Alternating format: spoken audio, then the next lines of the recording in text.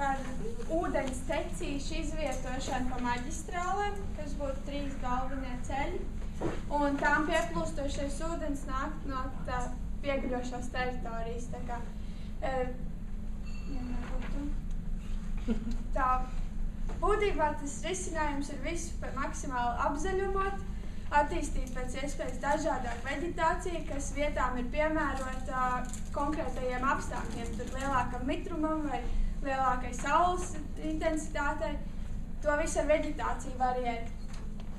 Rezultātā vajadzētu ziemā izvēlēties atbilstošākās vietas sniega novietošanai, kas varētu būt intervālā 100 metru līdz kilometram maksimums, kur tas ar mašīnām vajadzētu sniegu izvest un novietot konkrētās tam piemērotās vietās, kur veģetācija var tikt galā ar saules koncentrāciju, kas tur rodās.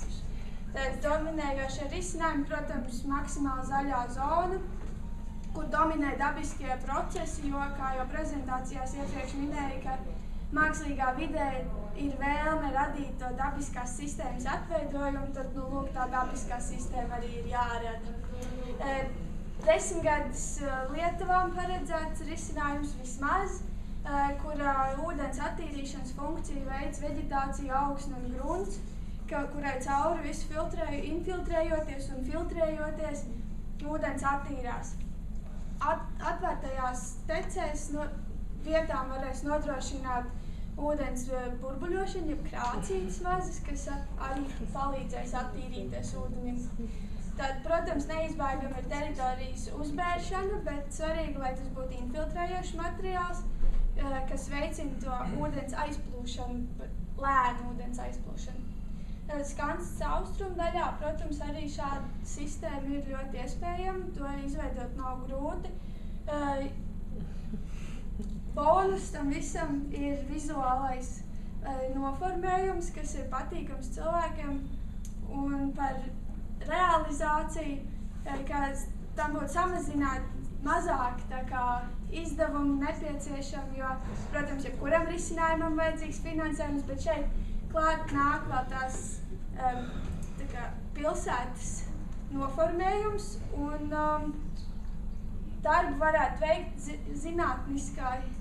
zinātniskā jaunatne, kas ar fakultātēm, tur bioloģijas vai ģeogrāfijas fakultātes studentiem tāpat ir lauka kursi un tāpat ir praktiskie darbi ārā. Viņi vienkārši varētu tikt veikti šeit, kur ir reāls rezultāts tam visam, nevis tikai paskatīties, kā notiek, un aiziet prom, bet paskatīties, kā notiek, un no tā cilvēkiem labumu nest. Tā varētu ietaupīt uz darba spēku.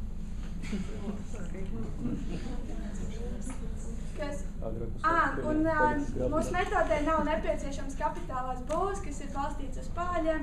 Tādā veidā ūdens novads sistēma neradīs draudus esošajai apbūvei. Vēl kaut kas? Labāk dubult funkcijas. Labiekārtošana, protams, teritorija un ūdens aizplūde iet kopā, un nav vajadzīgs papildus darbības, līdzekļu ietaupības. Jā, vēl kas? Es domāju, vai tu arī parunāsi? Jā, parunājiet arī lūdzu. Tas pirmais punkts varbūt par to, ka